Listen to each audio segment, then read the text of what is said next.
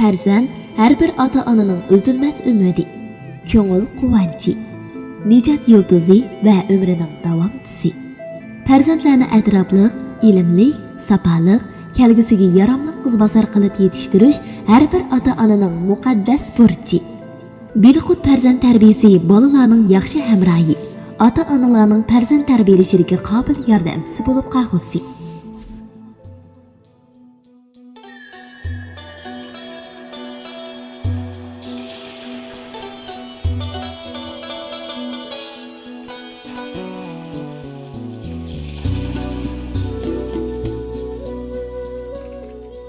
O'qigan o'g'il atidan ulug'.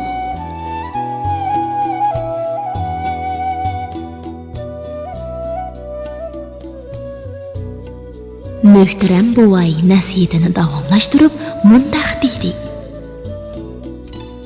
Agar inson ilm nuri bilan o'z yo'lini yo'ritmasa, nodonlik va zulmat ko'chisida qoladi.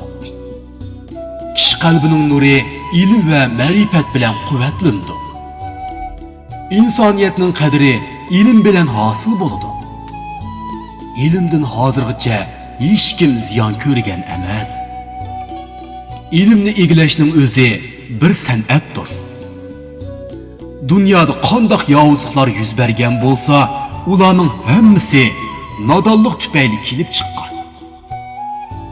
Eng zo'r halokat nodonlik. İnsoniylikni yo'q qilg'uchimi nodonlikdir. Etrafliq ilm tahsil qilgan va ilm nur bilan xulqini yaxshilagan odam har qanday yerda izzat topadi.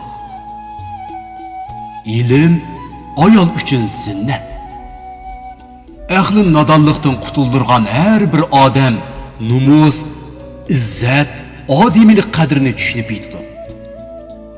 Bundoq odam hech qanday ishda adashmaydi. İlimsiz odam bo'lsa, bola tarbiyasi turli kamchiliklarga yo'l qo'ydi. Odam uchun eng zo'r narsalar numus, izzat, hayo qatorliq fazilatlar ilm ma'rifat orqali kashf qilindi.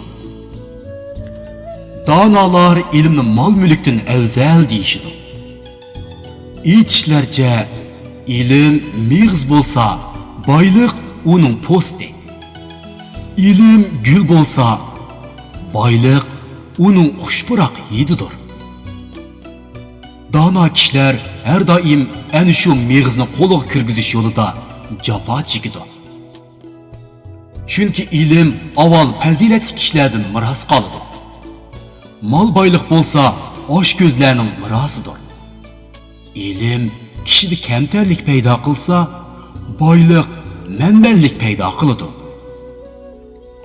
İlimli kişinin dostu köp olsa, maldar kişinin düşməni köp boludu. Maldar kişiler öte xəsis ve beğil bolsa, alim kişiler saxavet ikisi boludu. İlim kişiga obro'y keltirse, mal dünya azap keltirdi. İlim mertebesi mertebelerinin çoğudur degan söz şübhisiz to'g'ri. Qaysi yerda ilm ma'rifat kuchli bo'lsa, shu yer baxt uyi hisoblandi.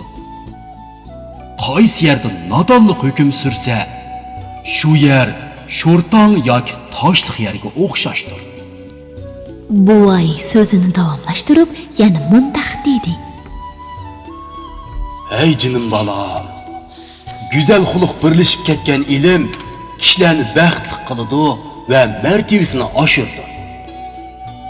İlimden maksat güzel ve izgü işlerini amelga oshirishdir.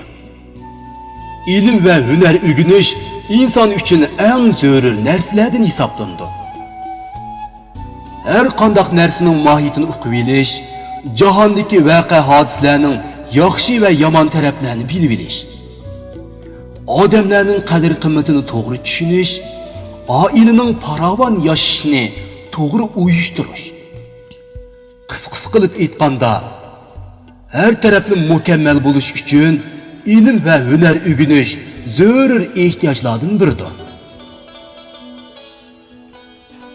İlim ve edep bütmez hazine. Kimki onunğa ega bolsa, qadr qimmati yuqori bo'ladi. Fazilatga faqat ilm sharfi bor odam loyiq. Bilmagan ayib emas, bilmaganni bo'yniga olmaslik ayib. Odamlar seningdan o'rganmasa, sen odamlardan o'rgan. İlim shundoq narsaki, hamma kuch sarflanmasa, qo'lga kirmaydi. Xalqimizda o'qigan o'g'il otidan ulug' deydigan hikmat bor. Nima uchun shundoq deyildi? Nima uchun? Bu haqda hammamizga ibrat bo'lg'idek bir hikoyat bor. Shundoqmi buva? Uningda qandoq voqea hikoyat qilindi? Uningda mundoq voqea hikoyat qilindi. Buningdan uzun zamonlar ilgari yiroq bir makonda Zaman zo'rning tomosha ko'rning bo'lgan ekan.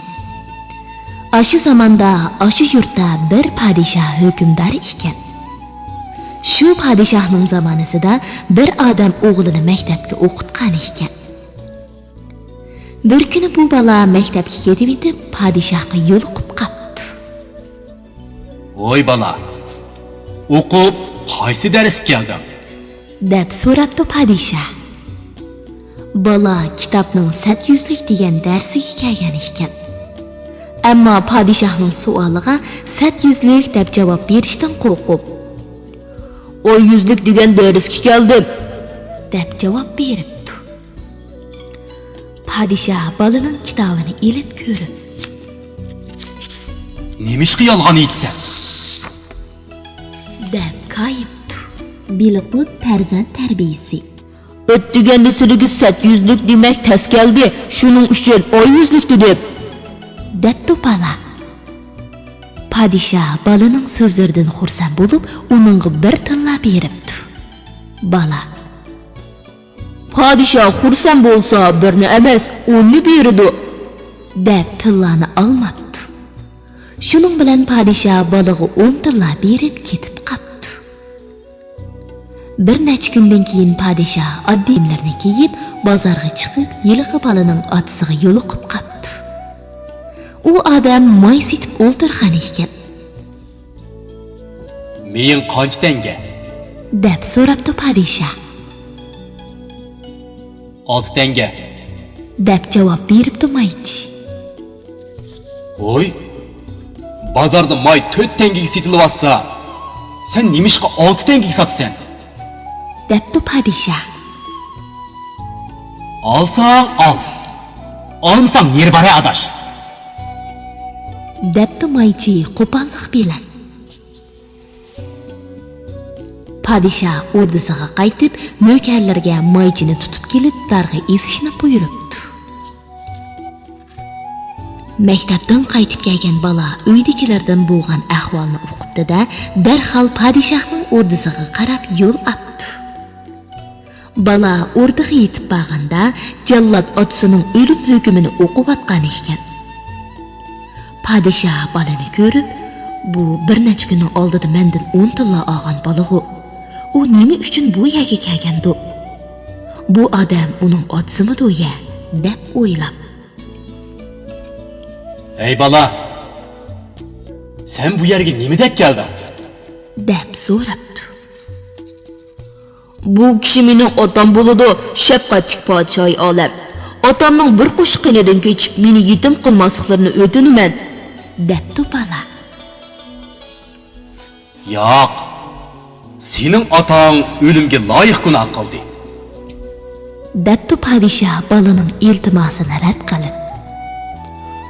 "Undoq bo'lsa, otamning otasini o'ltirsanglar bo'ladi. Otamni qaytarib berib etinglar" debdi bola qaysarlik bilan. "Nimishqa?" deb so'rabdi podshoh. "Otam meni maktabga o'qitqachqa, men sizdan 10 tilla ola oldim. Otamni otasi o'qitgan bo'lsa, uni sizdan 10 tilla ola olgan bo'ladi. Biroq otasi o'qitmaganligi uchun beshiga o'lim tepib oldi shu" debdi bola. Podshoh bolaning so'ziga qoyil bo'lib, Sen o'qiganliging uchun otangdan ulug' kelding. O'qiganligingning hurmati uchun otangni sana qaytirib beray. debdi. Shuningdan keyin bu ish el ichidan ig'izga ko'chibdi va o'qigan o'g'il otadan ulug' degan maqol bizgacha yetib keldi. Biliqutjan bu hikoyatning cho'nqur ma'nosiga tushunib beshini langshitdi. Xalqimiz orasida yuqoridagiga o'xshash hikoyatlar nihoyat ko'p tarqalgan. Dedi buvay so'zini davomlashtirib. Bu orqali xalqimiz o'zining ilm suyarligini, ilmga bo'lgan tashnoligini ifodalab, avlodlarni ilmga yerisman qilib tarbiyalashni nishon qilgan. Cho'nglarning kichiklarni ilmlik bo'lishga yetaklashi, otaning bolin tarbiyalashi xalqimiz orasida ilmga havas qilishdek umumiy kayfiyat borliq keltirgan. Yuqorida misol keltirilgan hikoyat mana bu yerislikning tipik bir misolidan iborat. Shuning uchun jinim o'g'lim, ilmga yerisman bo'l. Baxtingni ilm egilash bilan izla. Ilmning pallasiga yetishni nishon qil. O'zingga va xalqingga baxt saodat yoritishni, vatanga javob qaytarishni oliy maqsad qil. Muhtaram buvay Biliqutjanga bu so'zlarimga nima deysan degandek nazarda qaradi. Biliqutjan nihoyat samimiy holda: "Buva, men ilm-fan egallash uchun butun kuchim bilan tirishchilik ko'rsataman," dedi o't hayajon bilan. "Ilm mening qurolim bo'ladi. Chunki ilm hech kim har qanday vaqtda tortib ola olmaydigan boyliqdir. Bu hurmas boyliqqa erishish uchun har qanday badal to'lashni o'ylamayman." Navrasining so'zlari buvayni shodlantirdi. Muhtaram buvay Biliqutjanni mehr bilan bag'riga bosdi.